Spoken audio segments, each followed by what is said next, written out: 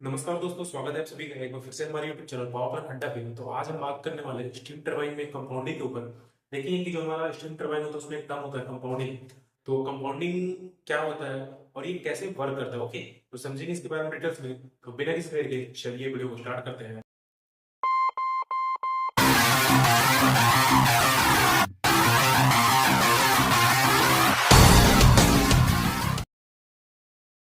तो देखते हैं कि कंपाउंडिंग क्या होता है, ओके। देखिए क्या बोल रहा है कि in steam turbine compounding refers to extracting energy from steam in multiple stage rather than a single stage which help to reduce turbine speed and improve efficiency। क्या बोल रहा है कि स्टीम टरबाइन में जो हमारी स्टीम टरबाइन होती है इसमें हम स्टीम देते हैं, ठीक। स्टीम टरबाइन क्या करते हैं, स्टीम देते हैं। तो उस स्टीम से जो हीट एनर्जी एक्सट्रैक्ट कर रहे हैं उसको हम मल्टीपल स्टेज में एक्सट्रैक्ट करते हैं, ना कि सिंगल स्टेज में। जिससे क्या होता है कि हमारे जो स्टीम टरबाइन की जो आरपीएम है वो भी कंट्रोल रहती है और एफिशिएंसी भी इंप्रूव होती है। तो देखिए इसकी जरूरत क्यों पड़ती है कंपाउंडिंग की, व्हाई इट रिक्वायर्ड, ओके।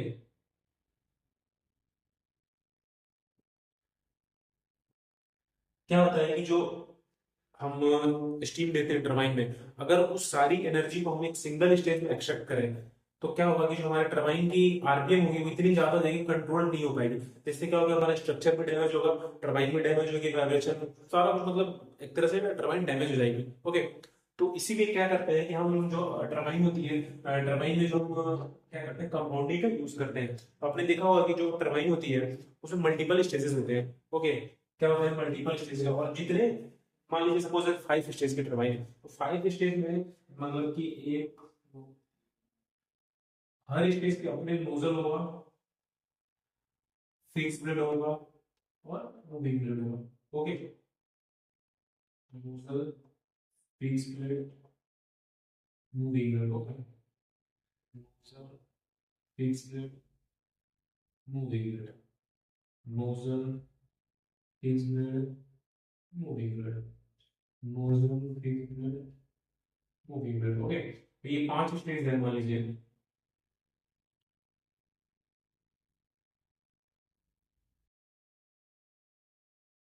ठीक है। पांचों के जो 5 स्टेज, पांचों में एक एक सेट नोजल है, फिक्स ब्लेड है, मूविंग ब्लेड है, नोजल है, फिक्स ब्लेड है, मूविंग ब्लेड, ओके।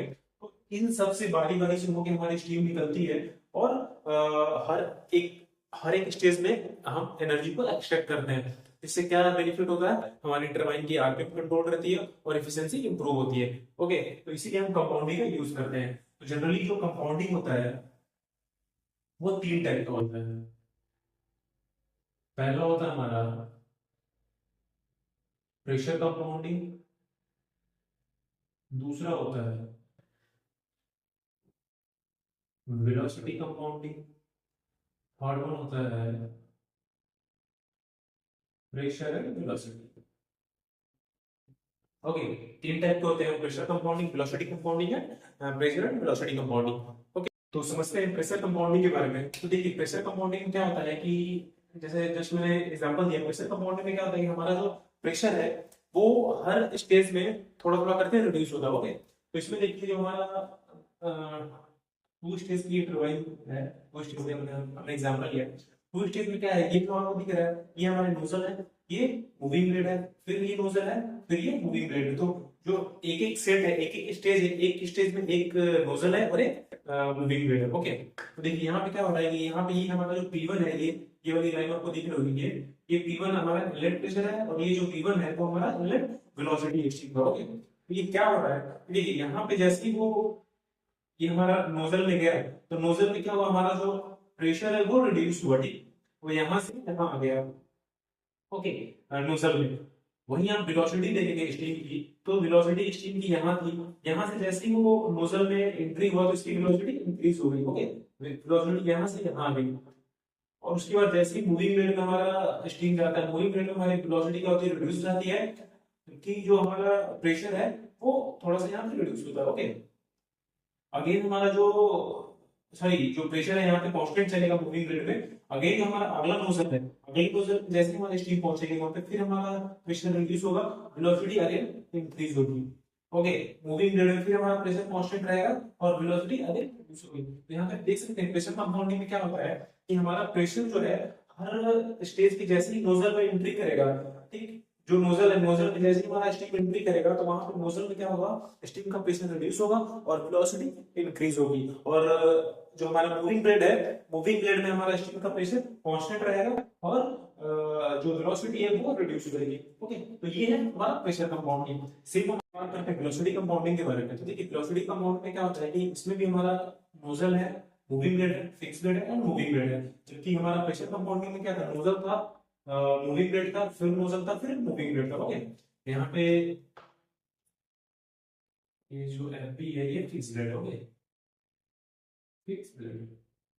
तो देखते हैं कि वेलोसिटी कंपाउंडिंग में क्या होता है। पी देखिए यहाँ पे हमारा पीआई दिख रहा है, मतलब P pressure of inlet and V I velocity of inlet. तो इसमें देखिए क्या हुआ कि जो हमारा स्टीम था पहले वो नोजल पे गया, तो नोजल पे क्या देखा था हमने कि प्रेशर रिड्यूस होगा, वेलोसिटी इंक्रीज होगी। सेम यहाँ भी वही हो रहा है, आपका प्रेशर जो है रिड्यूस हो रहा है, पीआई जो यहाँ था वहां से यहाँ आ गया और जो वीआई था वेलोसिटी थी वो यहाँ से यहाँ आ गई, ठीक, नोजल में। उसके बाद क्या हुआ कि हमारा मूविंग ब्लेड में जो उस एक वेलोसिटी कंपाउंड में क्या होता है कि हमारा जो प्रेशर है वो एक ही बार नोजल में केवल रिड्यूस होगा, उसके बाद प्रेशर हमारा कांस्टेंट हो जाएगा। But in case of velocity, velocity में क्या होगा कि हमारा जो वेलोसिटी है वो जो पहला स्टेज था नोजल, नोजल में क्या हुआ, वेलोसिटी इंक्रीज हुई, फिर क्या हुआ कि हमारा मूविंग ब्लेड में गया, मूविंग ब्लेड में क्या हुआ कि थोड़ी सी वेलोसिटी हमारी डिक्रीज हुई। उसके बाद क्या हुआ, अगेन वो फिक्स ब्लेड में गया, फिक्स ब्लेड में हमारी वेलोसिटी कांस्टेंट रही, अगेन वो मूविंग ब्लेड में गया, अगेन मूविंग ब्लेड में वेलोसिटी रिड्यूस हुई। तो देखिए जो हमारा फिक्स ब्लेड है, सॉरी मूविंग ब्लेड है, मूविंग ब्लेड का ऐसा डायरेक्शन है, इसमें क्या होता है कि जैसे ही टकराता है तो इसकी डायरेक्शन के कारण जो काइनेटिक एनर्जी है वो मूविंग, जो हमारा मूविंग ब्लेड है, इस इसके जो वेलोसिटी जो काइनेटिक एनर्जी डेवलप होती है उसको ये एब्जॉर्ब कर लेता है और वापस ये, जिससे क्या होता है इसकी वेलोसिटी डिक्रीज हो जाती है। अगेन जब ये मूविंग ब्लेड में जाता है तो मूविंग ब्लेड का क्या काम है कि इसको ये एक डायरेक्शन प्रोवाइड करता है कि अगले मूवी, सॉरी फिक्स ब्लेड में जाता है तो फिक्स ब्लेड क्या करता है इस स्टीम के साथ, इसको एक डायरेक्शन प्रोवाइड करता है कि आगे इस मूविंग ब्लेड के पास जाना है। इसको कैसे, देखिए इसका जो हमने भी बात किया है कि जो वेलोसिटी है वो जो मूविंग ब्लेड है उसमें जाके रिड्यूस हो जाएगी, क्यों रिड्यूस हो रही है, क्योंकि जो इसका शेप देखेंगे मूविंग ब्लेड का ऐसे है, तो क्या करता है कि यहाँ की जैसे पिगमेंट, मतलब जो स्टीम है इसमें टकराती है तो वो इसके काइनेटिक एनर्जी को ये प्लेट जो है एब्जॉर्ब कर लेगा। ओके, एब्जॉर्ब करने के बाद क्या होता है, इसका वेलोसिटी रिड्यूस हो जाता है, अगेन फिर ये कहाँ जाता है हमारा जो स्टीम है फिक्स ब्लेड के बाद। फिक्स ब्लेड क्या करता है, इसको गाइड करता है कि आगे हमें इस मूविंग मूविंग ब्लेड के बाद अगेन जाना है, अगेन यहाँ इसकी वेलोसिटी रिड्यूस होती है। ओके, तो ये हमने केवल दो स्टेज का एरिया समझने के लिए, तो आपने देखा कि ये वेलोसिटी कंपाउंडिंग में क्या होता है कि पहले तो हमारा प्रेशर रिड्यूस हुआ एंड वेलोसिटी इंक्रीज हुई नोजल में, अगेन जो हमारा मूविंग ब्लेड है, मूविंग ब्लेड में देखिए वेलोसिटी डिक्रीज हुई है बट प्रेशर कांस्टेंट, क्यों, क्योंकि इसमें हमारा प्रेशर एक ही वन टाइम ही रिड्यूस हो गया है, उसके बाद कांस्टेंट चलेगा। बट वेलोसिटी है, वेलोसिटी हमारा नोजल में इंक्रीज हुआ, देन मूविंग ब्लेड में अगेन मूविंग ब्लेड ने इससे एनर्जी एक्सट्रैक्ट की तो अगेन यहाँ वेलोसिटी रिड्यूस हुआ, देन फिक्स ब्लेड में हमारा कोई एनर्जी एक्सट्रैक्ट नहीं होता है तो हमारा देखिए वेलोसिटी कांस्टेंट है, अगेन हमारा मूविंग ब्लेड है, मूविंग ब्लेड में अगेन एनर्जी एक्सट्रैक्ट हुई, अगेन वेलोसिटी रिड्यूस हुई है। ओके, तो अगला देखते हैं हम प्रेशर एंड वेलोसिटी का कॉम्बिनेशन। हमने बात की तीन, जनरली तीन टाइप की कंपाउंडिंग हमने बात की, वेलोसिटी कंपाउंडिंग, प्रेशर कंपाउंडिंग है, वेलोसिटी है प्रेशर कंपाउंडिंग। ओके, तो जो कॉम्बिनेशन है इसमें देखिए, इसमें हमारे दो सेट ऑफ नोजल है। ओके, तो एक देखिए, एक में हमारा ये नोजल है, मूविंग ब्लेड है, फिक्स ब्लेड है, फिर मूविंग ब्लेड है, अगेन हमारा नोजल है, मूविंग ब्लेड है, फिक्स ब्लेड है, मूविंग ब्लेड है। इसमें देखिए क्या हो रहा है कि इसमें हमारे दोनों वेलोसिटी एंड प्रेशर, प्रेशर जो है दोनों रिड्यूस होंगे। कैसे रिड्यूस होंगे वो देखते हैं। देखिए यहाँ पे हमने स्टीम लिया, ठीक है, स्टीम का जो प्रेशर है पीआई इनलेट और वेलोसिटी जो है पीआई इनलेट है, ठीक है। तो देखिए पीआई इनलेट जो स्टीम का प्रेशर है, जैसे नोजल में गई स्टीम हमारी तो वहां पे जो प्रेशर है वो रिड्यूस हो गया। ओके, और दूसरी तरफ देखेंगे जो हमारा वेलोसिटी था वो इंक्रीज हो गया। ओके, और यहाँ पे प्रेशर रिड्यूस होने के बाद हमारा जो प्रेशर है वो कांस्टेंट हो गया। ओके, क्यों, क्योंकि जो हमारा प्रेशर था, स्टीम का प्रेशर वो नोजल में ही रिड्यूस हो गया, उसके बाद वो मतलब डिक्रीज नहीं होगा, कांस्टेंट हो गया। ओके, तो एक ही स्टेज में हमारा प्रेशर पूरा रिड्यूस हो गया है।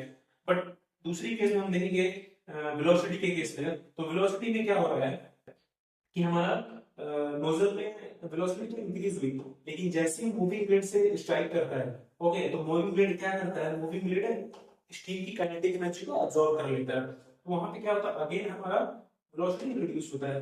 देन अगेन हमारा जो स्टीम है वो फिक्स ब्लेड के पास जाता है। फिक्स ब्लेड क्या करता है, इसको जस्ट गाइड करता है, डायरेक्शन देता है कि अगेन इसको मूविंग ब्लेड के पास जाना है। तो जैसे ही मूविंग ब्लेड के पास अगेन गया, उस स्टेज में देखिए अगेन हमारा वेलोसिटी रिड्यूस हो गया। क्यों? क्योंकि इसने काइनेटिक एनर्जी अब्सॉर्ब कर ली स्टीम की। ओके, अगेन हम दूसरे उस पे चलते हैं, दूसरे स्टेज में। यहाँ देखिए अगेन जो हमारा ये प्रेशर वाली लाइन थी और ये वेलोसिटी वाली लाइन थी। तो देखिए अगेन प्रेशर जो हमारा नोजल में जैसे ही प्रेशर हमारा रिड्यूस हुआ, वेलोसिटी अगेन इंक्रीज हुई।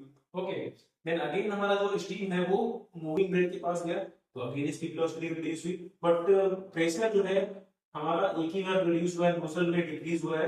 मतलब प्रेशर की जो यहाँ पे हमें वर्क एक्सट्रैक्शन करना था वो हमने केवल नोजल में ही किया, उसके बाद जो हमारा प्रेशर है वो कांस्टेंट हो गया है। But in case of velocity, हमारा वेलोसिटी तो जो था नोजल में इंक्रीज हुआ, मूविंग ब्लेड में जैसे ही वहां पे फिर रिड्यूस हुआ, क्यों कि मूविंग ब्लेड ने काइनेटिक एनर्जी अब्सॉर्ब कर ली। अगेन हमारा जो स्टीम है वो फिक्स ब्लेड के पास गया। फिक्स ब्लेड ने स्टीम से कोई एनर्जी एक्सट्रैक्ट नहीं की। क्यों? क्योंकि जो हमारा फिक्स ब्लेड है वो केवल इसको डायरेक्शन प्रोवाइड करता है। ओके, कि आगे तो जो मूविंग ब्लेड के पास इसको जाना है। ओके, तो ये केवल डायरेक्शन प्रोवाइड करता है। अगेन देखिए जो स्टीम हमारा मूविंग ब्लेड के पास गया है, अगेन उसने काइनेटिक एनर्जी अब्सॉर्ब की और इसका प्रेशर अगेन रिड्यूस हो गया। तो देख सकते हैं यहाँ पे हमारा पीआई प्रेशर इनलेट था, पीआई वेलोसिटी इनलेट था, और ये हमारा पी प्रेशर एग्जिट है और वी वेलोसिटी एग्जिट है। तो ये दोस्तों हमने बात की कंपाउंडिंग के ऊपर। तो कंपाउंडिंग क्या होती है आपको समझ में आ गई। जो हम एनर्जी देते हैं टरबाइन में, उस एनर्जी को हम मल्टीपल स्टेजेस में एक्सट्रैक्ट करते हैं। क्यों? क्योंकि उससे हमारी जो टरबाइन का आरपीएम है वो एक सर्टेन लिमिट तक रहे और जो एफिशिएंसी है वो हमारी टरबाइन की बढ़ जाए। अगर हम कंपाउंडिंग नहीं करेंगे तो क्या होगा, वेलोसिटी इतनी ज्यादा हो जाएगी, कंट्रोल्ड नहीं हो पाएगी, और जो हमारा एफिशिएंसी है टरबाइन की वो भी इंप्रूव नहीं हो पाएगी, फिर जो एफिशिएंसी है वो भी नहीं मिलेगी हमें। ओके, तो आई होप ये वीडियो आपको समझ में आ गया होगा। तो वीडियो को लाइक करें, चैनल को सब्सक्राइब करें और अपने दोस्तों के साथ जरूर शेयर करें।